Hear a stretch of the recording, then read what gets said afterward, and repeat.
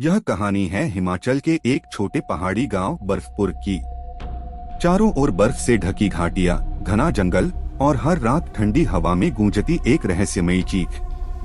गांव वाले उस आवाज को आदमखोर शैतान की चीख कहते थे, एक पिशाच जो रात में लोगों को खा जाता था।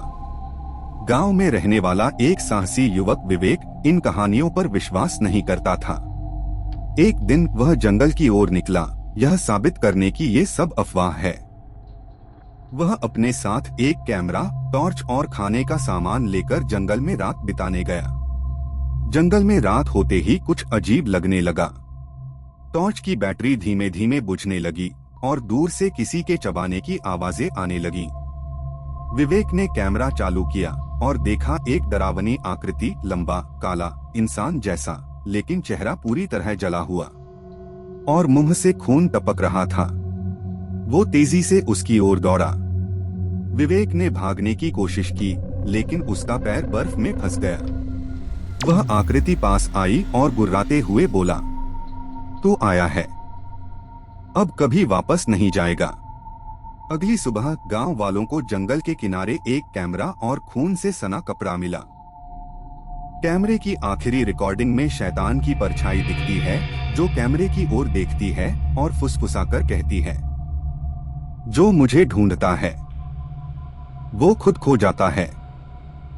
गांव में आज भी हर पूर्णिमा की रात वो चीख सुनाई देती है और कोई नहीं जानता अगला शिकार कौन हो। विवेक की मौत के बाद गांव में डर और गहराता गया, लेकिन हिमाचल पुलिस का एक विशेष अफसर इंस्पेक्टर आर्यन राणा को यह केस सौंपा गया। अफवाहों पर यकीन न करने वाला, तर्कवादी और जिद्दी इंस्पेक्टर आर्यन गांव पहुंचा। गांव वालों ने उसे मना किया, "शैतान को मत छेड़ो, वो अब जाग चुका है।" लेकिन आर्यन हंस पड़ा। उसने विवेक की आखिरी वीडियो रिकॉर्डिंग देखी। वीडियो के आखिर में जो परछाई थी वो इंसान जैसी थी, लेकिन कुछ अजीब। चेहरे पर कोई त्वचा नहीं और उसकी आंखें सीधे कैमरे से झांकती हुई। आर्यन ने जंगल में उस जगह की खुदाई करवाई जहां विवेक मिला था।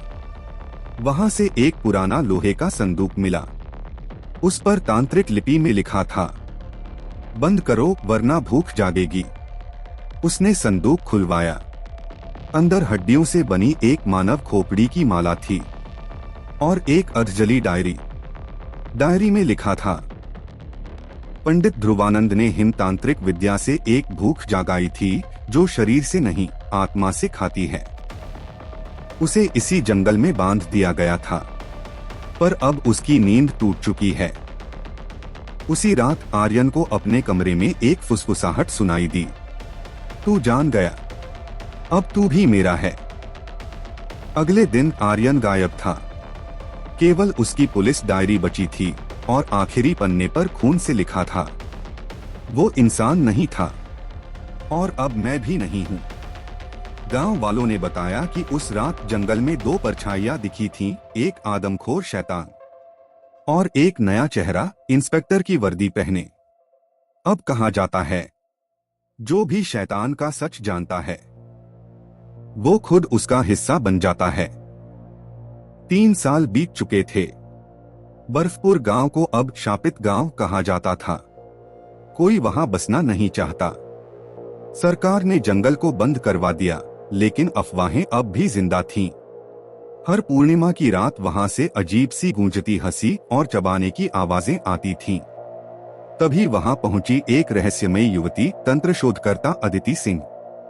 उसके पास थी एक पुरानी पांडुलिपि और एक उद्देश्य, आदमखोर शैतान को हमेशा के लिए मिटाना। अदिति को अपनी मां से विरासत में एक तांत्रिक ग्रंथ मिला था जिसमें इस प्राचीन पिशाच का जिक्र था। उसमें लिखा था, "शैतान को मारना संभव नहीं, उसे केवल उसके भूखे रूप में बांधना संभव है। और यह बंधन तभी टिकता है जब कोई उसे अपनी आत्मा भेंट करे।" अदिति ने जंगल में शिविर लगाया।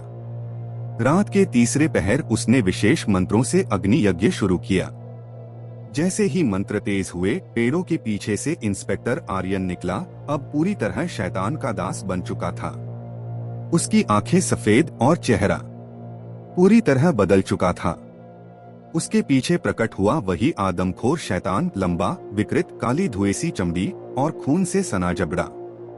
अदिति डरी नहीं। उसने आखिरी मंत्र पढ़ा, आत्मबलिदान से तू भूखा रहेगा, मैं तुझे कभी संतुष्ट नहीं होने दूंगी। उसने अग्नि में अपना खून डाला और तभी एक सुनहरी लौ उठी जो शैतान को बांधने लगी। वो चीखा, गुर्राया, आर्यन को घसीटकर वापस खींचने लगा, लेकिन अदिति की आत्मा यज्ञ में समा चुकी थी। सुबह गांव वाले पहुंचे तो वहां सिर्फ राख थी और बीच में एक तख्ती। वह सो रहा है, पर अगर तुम उसे भूखा करोगे वो लौटेगा। तो दोस्तों, उम्मीद है कि आपको ये कहानी पसंद आई होगी, और अगर वीडियो अच्छा लगा तो चैनल को सब्सक्राइब जरूर कर देना। तो मिलते हैं जल्द किसी दूसरे रोमांचक और खतरनाक कहानियों के साथ में। तब तक के लिए जय हिंद, वंदे मातरम।